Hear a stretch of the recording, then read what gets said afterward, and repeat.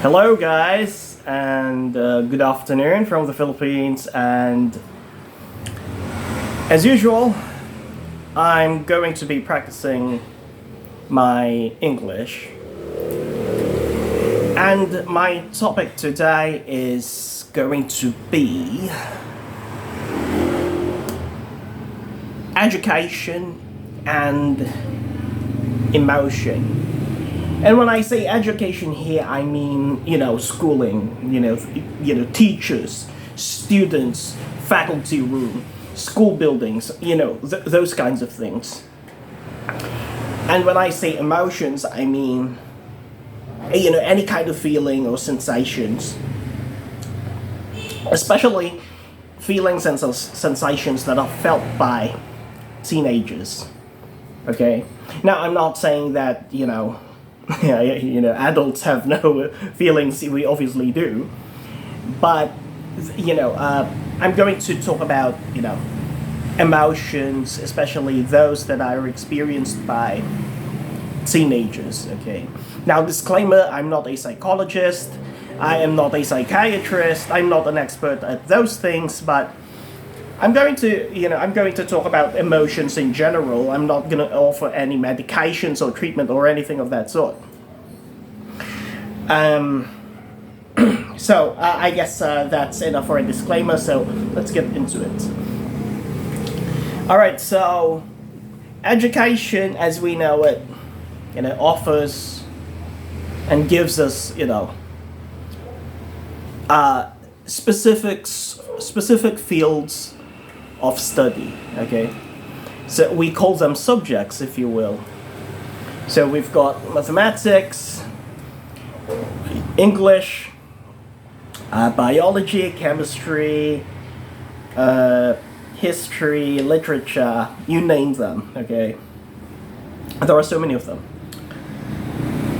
And so we are taught to really like how to solve mathematical problems, how to memorize facts, like when this particular event happened and where in history, right? And who wrote this particular book and what this particular book was about in literature. So those kinds of things, and of course grammar in English, but and languages in general. We are taught what a noun is, what a verb is, what the rules are, what the prescriptive rules are, and then how to write paragraphs even, right? So these are what you might call skills. And they are important, especially if you are interested in them. Okay? But then, they all have to do, I think, with our, what you might call, prefrontal cortex, if you will. The part of the brain that is responsible for what you might call logic and calculations, rational thinking, you name them, okay? But then, in high school, as far as I know, when you are in your when you are in your teens, when you're a teenager, your brain is undergoing, lots of changes. And in that particular stage, I think, your what you might call emotional faculty, if you will, the part of the brain that's so, that really processes, sensations, emotions, and things of that sort. They're so active, right? It's that particular part. It's so active, and the emotions and the sensations. They're so active. There's no stopping them really. And so you've got emotional highs and lows happening all the time in your teenage years. right? And especially when you're a teenager, there are lots of things that happen that have nothing to do really with academics, and things that the academics or the subjects in your school don't deal with. So, for example, boy meets girl. Okay, boy meets girl. So you probably know what I'm talking about. Somebody feels this, somebody feels that. The boy doesn't know what to do because the girl is this. The girl doesn't know what to do because the boy is that, and so on and so forth. It's a really confusing period for them, and they simply don't know what to do. Okay, unless they go on seeking pieces of advice from adults or from adults. They ask for love advice, dating advice. Okay, because they simply don't know what to do, and then what they get are what you might call generic answers. So, what do they get? Study first. Focus on your studies. But then, adults, as I see it, fail to address the fact that it's for the most part, things are out of control for teenagers. You can't just say don't feel. You just can't tell teenagers to, hey, like, your feelings, like, it's a part of your growth. It's happening, but ignore it. Okay, ignore it. Like, you don't need it. Like, you need your academics, but guess what? The teenagers are affected by those emotions in real time. The so-called education that you want them to focus on is something that is what you might call future-oriented. So, for example, when teenagers ask, like, why the hell do we have to go to school? What do they hear in response from adults? It's for your future. Okay, it's for your future. Yeah, you go to school so that you can go to work someday and have a bright future, have a better future, or whatever the case may be. That's what they get, in my experience at least. All right. But the problem is that's future oriented. No, you cannot verify something that is just visualized like a vision. Okay.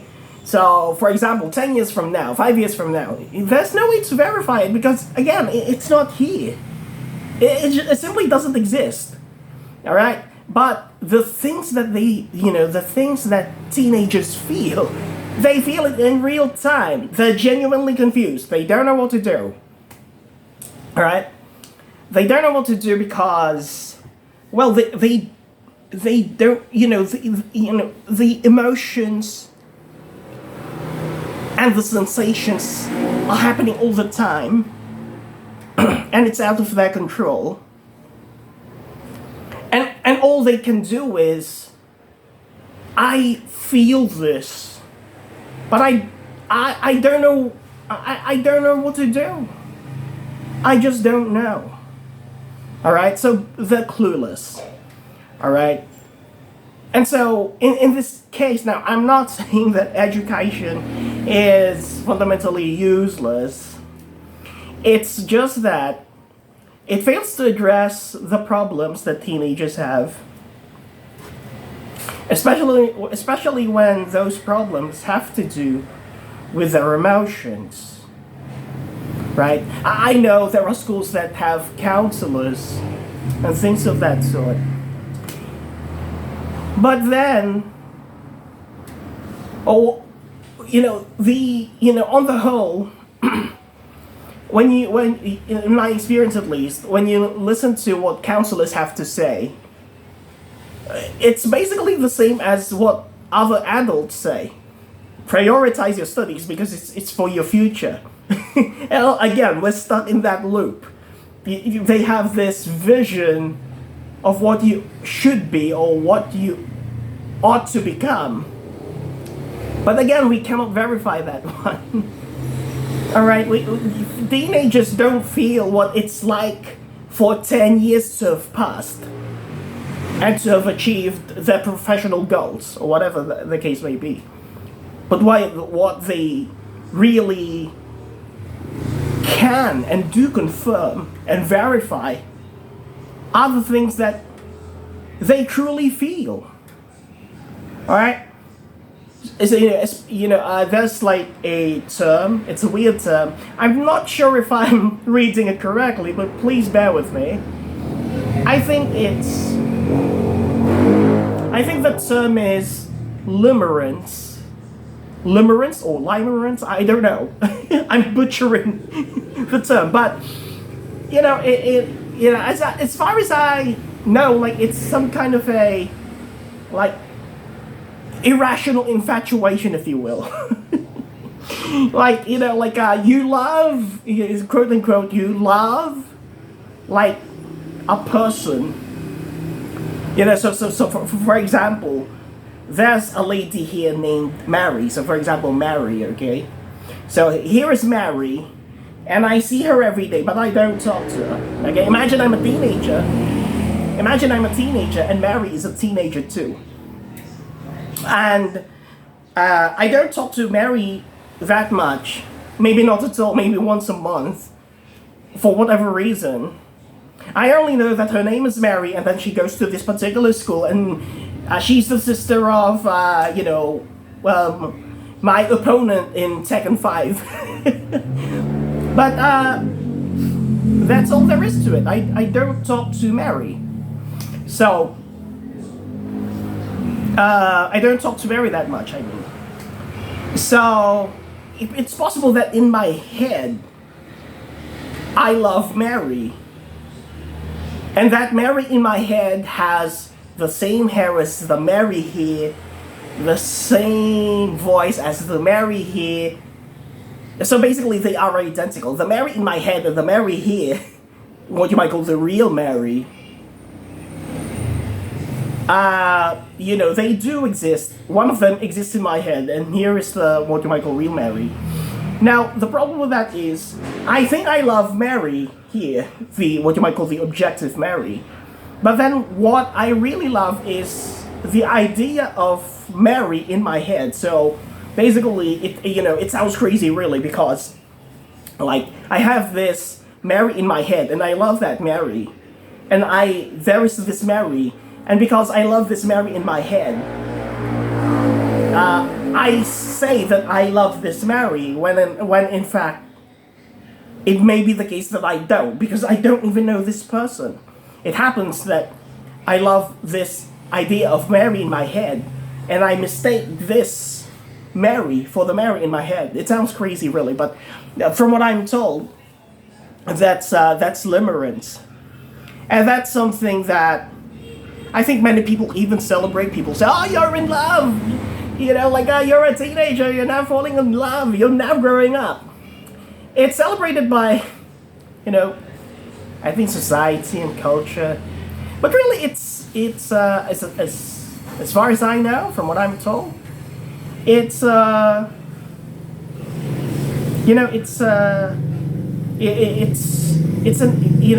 irrational state of consciousness to be in. It's an irrational state of consciousness to be in. And from what I'm told again, those who are suffering from limerence don't even know that they are suffering from limerence. But then again, people celebrate it, like, you're in love.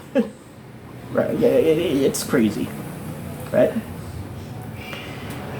So, schools fail to address such problems, okay, because again, number one, people think it's normal, and that it's okay because it's normal. But then, it's not the question of it being normal or otherwise. The point is that they are suffering, teenagers, they're suffering, and they need help. But then, they don't uh, they don't really get the help that they need from, I think, schools in general, really. But basically everything that I've been saying here, I've been rambling, okay? Everything that I've been saying here,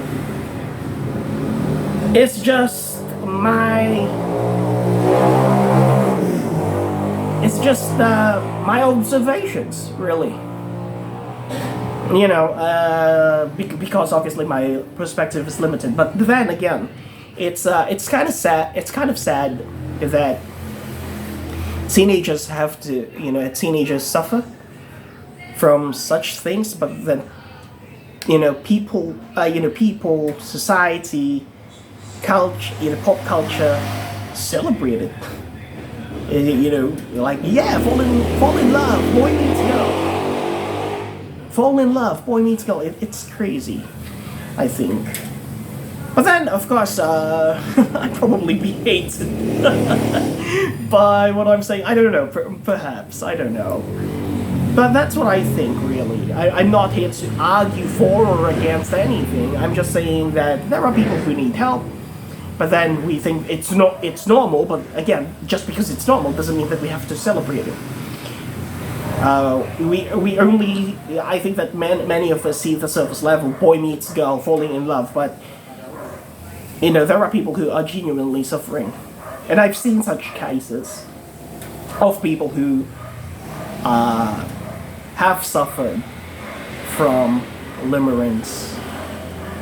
Yeah, but then it seems to me that schools fail, or maybe are not even interested in helping such, teenagers who suffer from it. And again, all they say is, focus on your studies. It's for your future. Yeah, it's kind of sad. Okay, thank you very much for listening.